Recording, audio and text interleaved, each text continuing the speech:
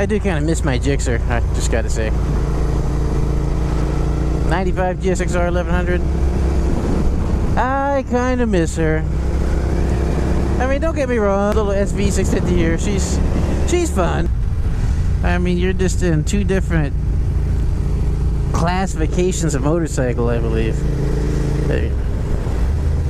I mean, with the 1100 that I had, a mistake and you would be punished thoroughly, and there'd be nothing you would do about it. This one, I'm not gonna not respect this bike because a mistake, and this one will fucking punish me too.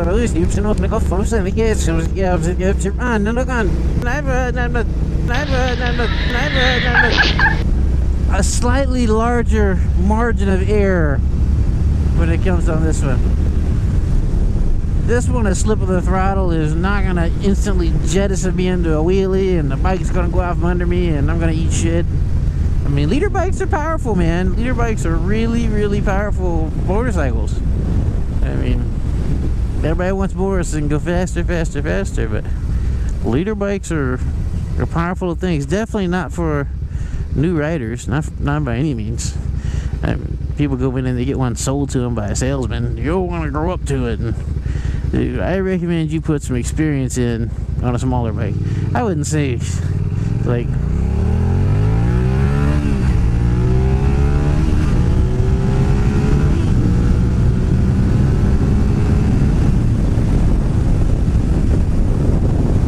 say like a 250, like that's kind of starting small. Those things have a hard time getting out of their own way.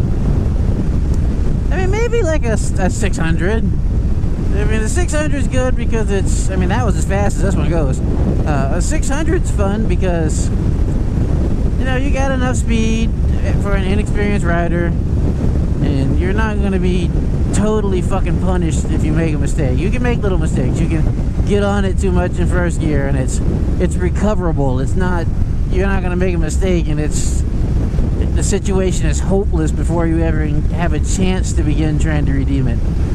So, I mean, leader bikes, 1100s, R1000s, all that kind of fun stuff. Wait, man, wait and cut your teeth on a smaller bike. I mean, just do it. Cut your teeth on a much smaller bike. Make your mistakes. You know, learn little things. Learn, you know, how slippery these little painted lines can be when you take off too fast. Learn how to ride in the rain. Learn how to take turns. Learn how to get on it and, you know, not lose control of the bike. Learn how to drive at nighttime. You know, most importantly, learn throttle and clutch control. I mean, everybody who gets on the first time they get a bike and they start riding, that overconfidence factor kicks in, and they all of a sudden they think they're the shit. I mean, after a couple weeks of riding a bike or whatever, you do not have enough muscle memory yet to consider yourself experienced. I mean, there's a lot of stuff that you've really got to teach your body, you know, before you start riding bigger bikes. I mean, you have to get muscle memory. Your hands have to know what is going on without direct input from you. Shifting, downshifting, I mean, when you have to lean and when you can just push the steering wheel or handlebars. I mean it's all muscle memory and experience. I mean, when you're on a smaller bike and it gets a little loose in the back and starts doing that because the tires slip, you need to learn that oh shit feeling on a smaller bike, because a lot of times on the bigger bikes you're going so damn fast and you're going so fast quickly that when that back tire does do that and you start to shimmy, that's it. That's what you get. Boom, and you're over the handlebars, you're on your face, you're fucked. That's it, you're done, you're fucked. There's no recovery time.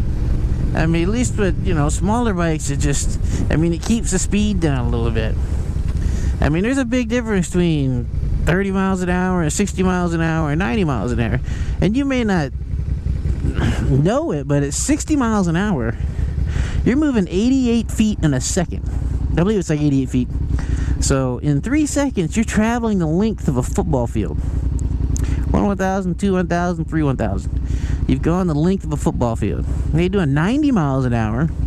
I don't know what I don't think it adds up exactly to a third, but it's ridiculous, man.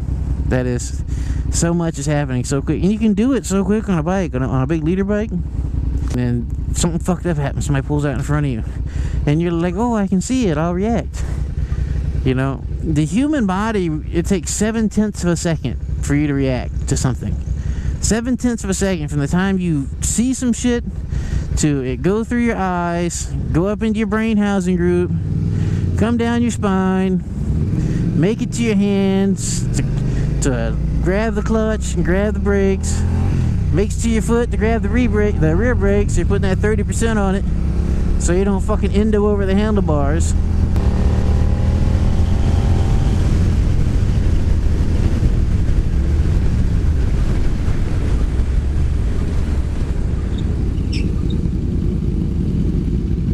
And all that, at best, takes 7/10 of a second.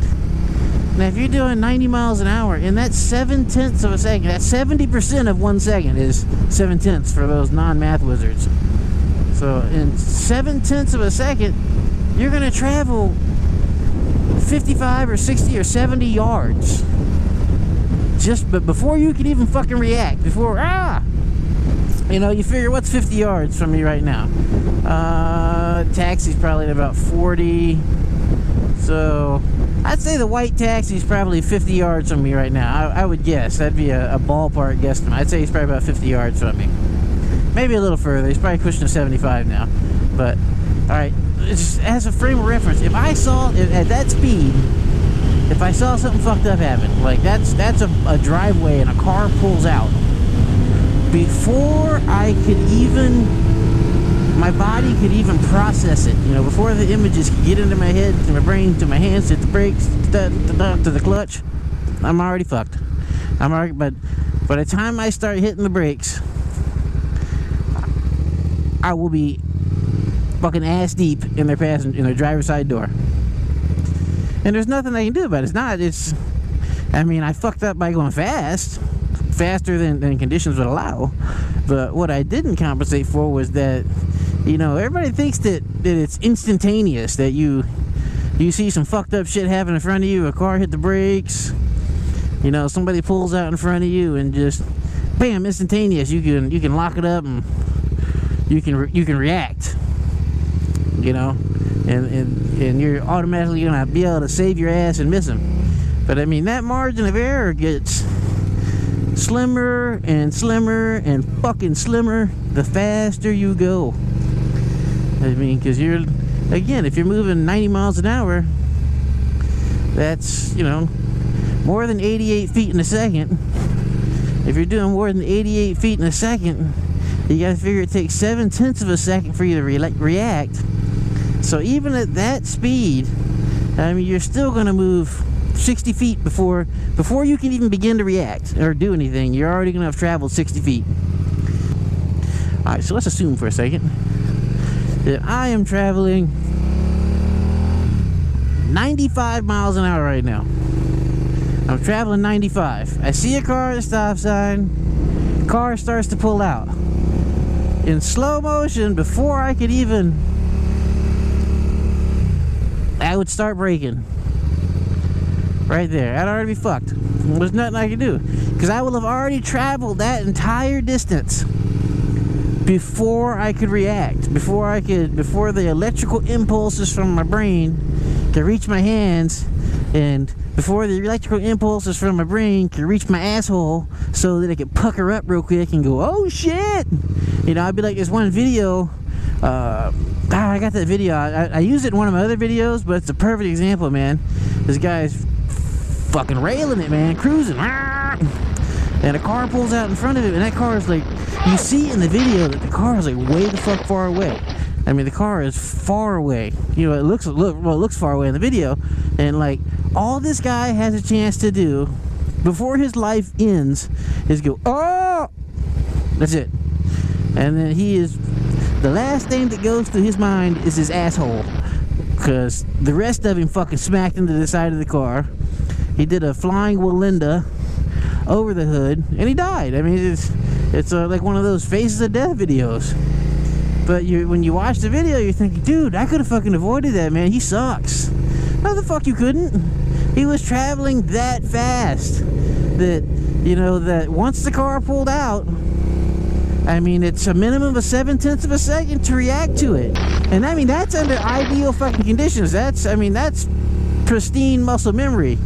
I mean, you're on top of it. You have one little stutter step, like fucking, you know, do I go left, right? I mean, that's another fucking 3/4 of a second.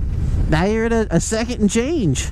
And then during that, you know, that time, how far have you traveled? I mean, you know, you may travel, I mean, you do a little one hesitation, you know, do I brake or do I go left or right? You know, I don't know. You know, that little fucking hesitation, and you may have traveled. That bird. You may have traveled football foot and a half. It's just, you gotta have respect for that. That's just something we don't. Even actually, nobody takes into account, man. It's how far you can travel before you can even react to something. You know, that's the reason we don't fucking dodge bullets.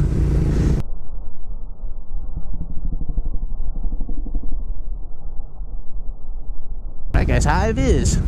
That's the reason we can't dodge bullets like Superman and all that shit. It just doesn't work. I mean, you need that reaction time. So that's all I'm saying, man. I'm not trying to preach at anybody. I mean, I get out here and I get on it too.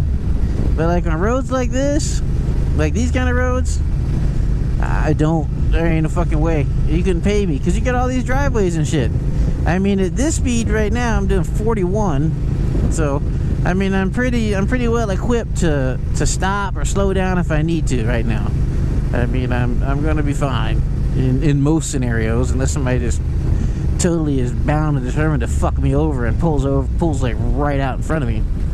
But you know, at higher speeds, somebody pulls out in front of me before I can even react to attempt to brake or take evasive reaction.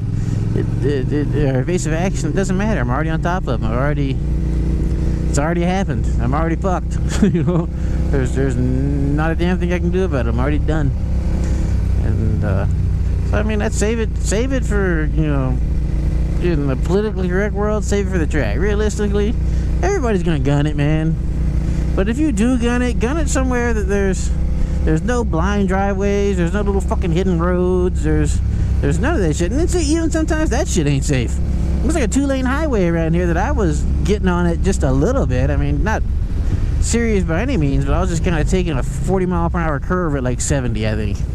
You know, just fun, just like the little silly-ass Florida twisty. And goddamn fucking guys crossing the road in the middle of the curve at nighttime dressed like a fucking ninja.